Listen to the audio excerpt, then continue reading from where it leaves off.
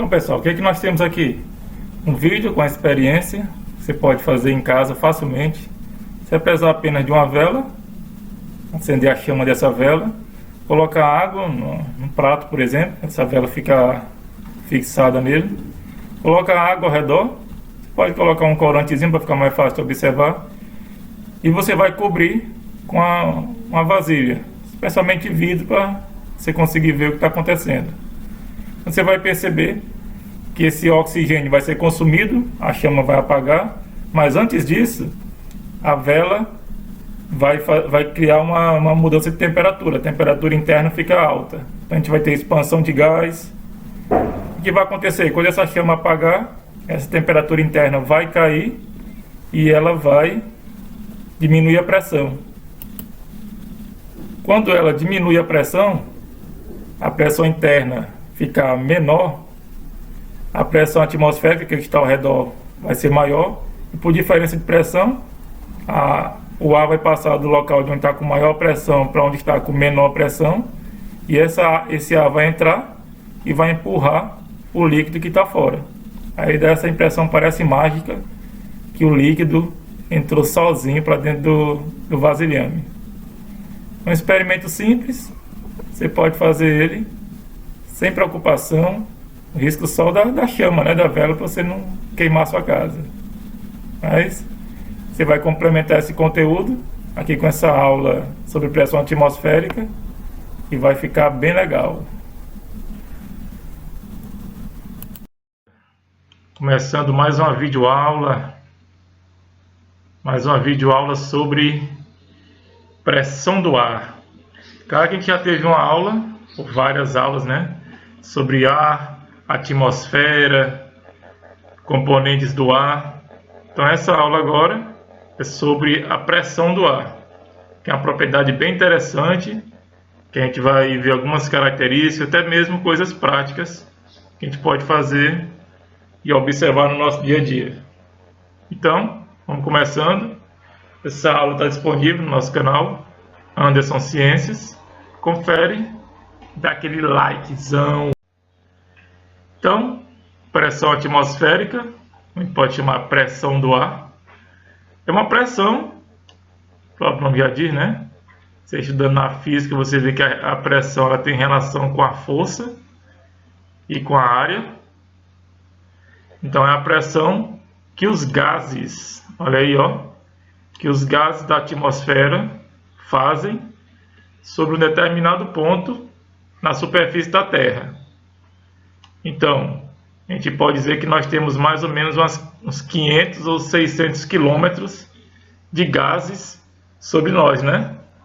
Que é o que representa a atmosfera, aquelas 5 camadas da atmosfera que a gente viu, né? Então, essa quantidade de gases vai representar um peso, né? Uma massa sobre nós, e isso vai exercer uma pressão. Então, essa pressão ela tem relação com essa espessa camada de ar que vai exercer pressão sobre os objetos, né, os corpos que tiverem na superfície da Terra.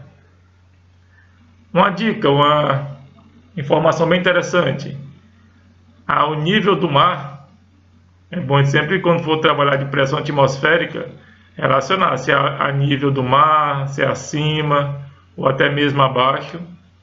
A nível do mar, a pressão padrão é considerada 1 atm.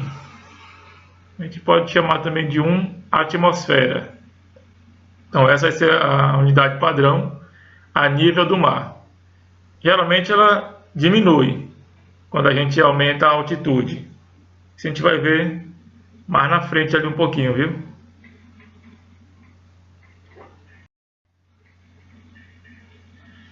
Então, como a gente comentou no slide anterior, essa camada de gases se modifica à medida em que a gente vai subindo, né?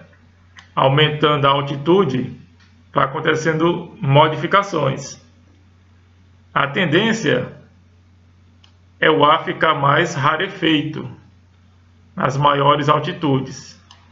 Não é à toa que quando tem jogos em países aqui, ó, como na Bolívia, os jogadores brasileiros sofrem um pouquinho, né?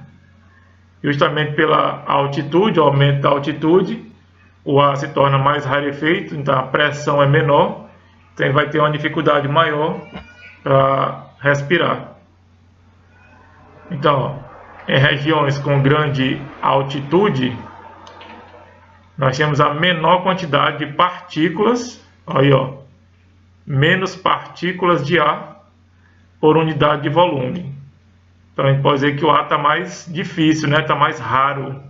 A gente chama ele de rarefeito. E nesse caso, com a maior altitude, a tendência é a pressão diminuir. Então percebam que são inversos, né? A altitude e a pressão atmosférica. Aumenta a altitude, diminui a pressão atmosférica. Então se lembre isso, que eles são inversos. É o que está resumido aqui, né?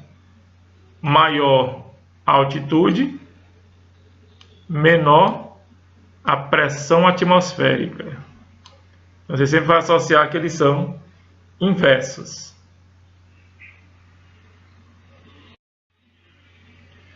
Para medir a pressão, existem os aparelhos que fazem isso, né? A gente pode utilizar até o experimento lá de Evangelista Torricelli, muita gente chama de Torricelli, né? Ele descreveu esse dispositivo em 1643. Esse pessoal antigo, eles eram bem curiosos, viu? E bem engenhosos. Então ele fez esse aparelho, né? Aqui que ele fez? Ele colocou esse recipiente contendo mercúrio. Esse Hg é o símbolo do mercúrio, né, na tabela periódica. E ele observou isso ao nível do mar. É sempre mais fácil de trabalhar e estudar a pressão atmosférica a nível do mar. Então ele colocou no recipiente, né, o mercúrio e uma coluna de vidro sobre ele. Essa coluna aqui é o que está o segredo da história, né? Essa colunazinha de vidro, como se fosse enfiada, né, nesse recipiente contendo mercúrio.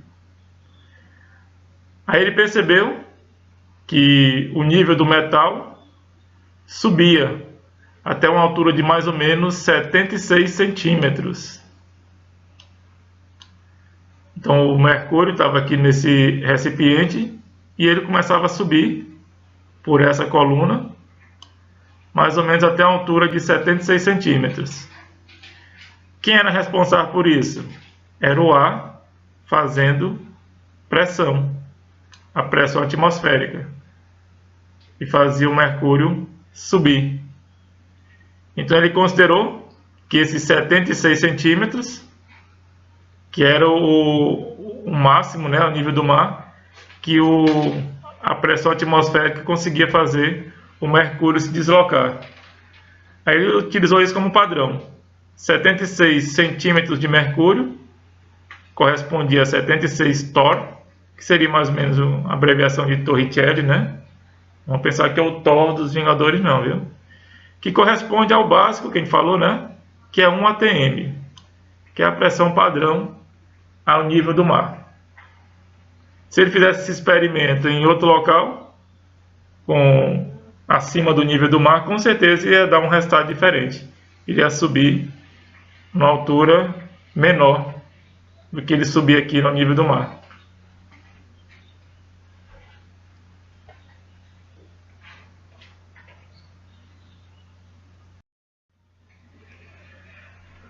Vamos ver na prática como é que funciona. A gente pode ver aparelhos que a gente usa no nosso dia a dia, ou mais ou menos no dia a dia, né? Que tem um princípio da pressão atmosférica. Esse aqui é até difícil falar o nome, né? Esfigmomanômetro. O nome é complicado, mas você vai ver que ele é bem nosso dia a dia mesmo. Quem usa muito? Os profissionais de saúde, para aferir a pressão do indivíduo, né? Para medir a pressão. No caso, a pressão arterial. O ar, a pressão atmosférica, vai ser apenas um artifício para a gente calcular, determinar a pressão arterial do indivíduo. O que nós temos aqui? Uma bolsa inflável de borracha, né? E vai ter uma capa que vai envolver, que essa capa funciona como uma abraçadeira. A gente vai envolver o braço do indivíduo, né? Fazer o máximo de pressão possível no braço, justamente para a gente comprimir mesmo aquele artéria, o vaso sanguíneo. E esse equipamento, ó, vai estar ligado a um manômetro. A gente vai já ver como é que funciona esse manômetro. Ele é como se fosse um reloginho que mede a pressão. Então ele vai ter também uma válvula que vai estar conectada a uma pera. Você não vai pensar que é a frutazinha pera, não, viu? Essa pecinha que a gente vai apertando e vai inflando essa abraçadeira. Ela vai enxerdear essa bolsa pneumática. Aí, de acordo com a pressão que é feita no vaso sanguíneo e a resposta que ele for dar desse vaso, a gente vai ter o máximo de pressão quando ele estiver totalmente cheio, e quando a gente solta, né, libera o ar, a gente vai ter a pressão menor. Aí por isso que o pessoal mede, né? 12/8, esse 12 seria a pressão maior, detectada pelo manômetro, e 8 seria a menor. Bem interessante, né? Isso aqui é um aparelho usado para medir uma pressão arterial, que tem a ver com o nosso corpo, que se baseia nos princípios da pressão atmosférica.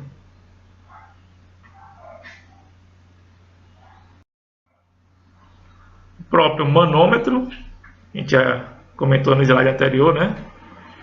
Que ele vai utilizar a pressão atmosférica como nível de referência para medir a pressão em fluidos. Geralmente esses fluidos podem ser líquidos ou gases que estejam contidos em recipientes fechados. Por isso que quando a gente vai calibrar o pneu do carro, né, ou da moto ou da bicicleta, tem sempre esse reloginho, né? Muitas vezes se usa ele de forma digital. Esse reloginho, que é o manômetro, que é relógio entre aspas, né, que não vai medir as horas, mas ele vai indicar a pressão que está sendo aplicada naquele pneu, por exemplo. Bem interessante, né?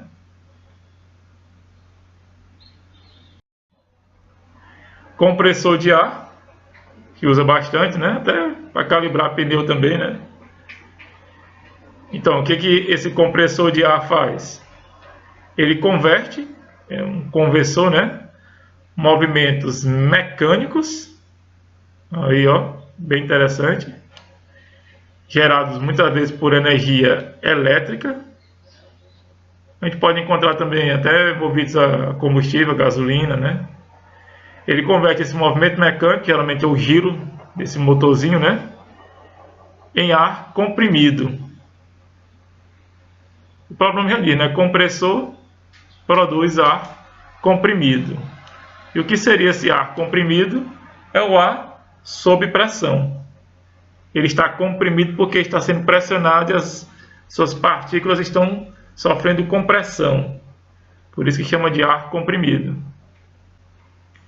Aí nós temos compressores, muito usados no nosso dia a dia.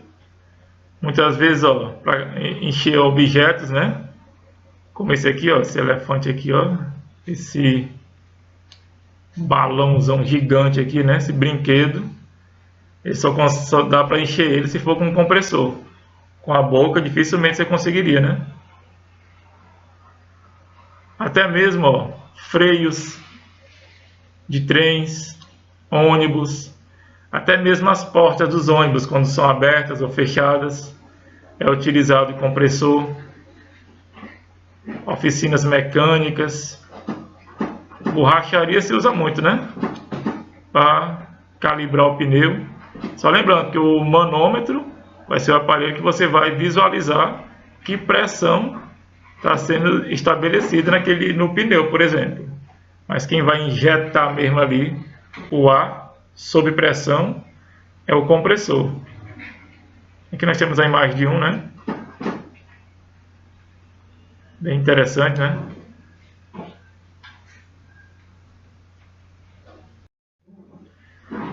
A gente agradece a atenção. Essa aula foi bem rápida, né? Você pode conferir. Existem muitos experimentos que a gente pode fazer para determinar a pressão do ar, para visualizar, né? Como é o caso de colocar o ovo ovo cozido, né? Passando pela garrafa, pela boca da garrafa. Então são coisas, experimentos bem práticos que dá para a gente fazer. A gente pode até propor uma aula aqui, né? Uma videoaula com esses experimentos. Claro que vai depender da quantidade de likes, né, que a gente tiver nesse vídeo. Então, você pode conferir essa aula no nosso canal Anderson Ciências e também acompanhar no nosso Instagram, viu? Que também é canal Anderson Ciências. Então, até a próxima!